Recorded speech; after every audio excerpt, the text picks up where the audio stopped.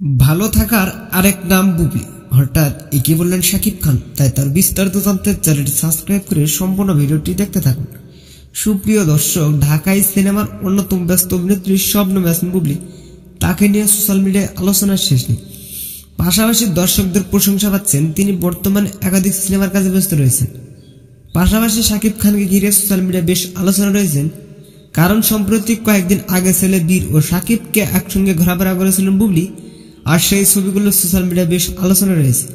ভক্তরা মনে করছে শাকিব বুবলি অবশেষে মিলে গেলেন, আর ভক্তরা এতে মনে করছে শাকিব আমেরিকা থেকে আসার পর যে ঘোষণা দেয় বীর বুবলিকে নিয়ে ঘোরাঘুরি করবেন, তা অবশেষে কথা রাখলেন। হঠাৎ বুবলিকে নিয়ে প্রশংসা করে যাচ্ছেন শাকিব খান। সম্প্রতি শাকিব খান এক সাক্ষাৎকার জানান, বুবলিকে আদর সম্মান করি।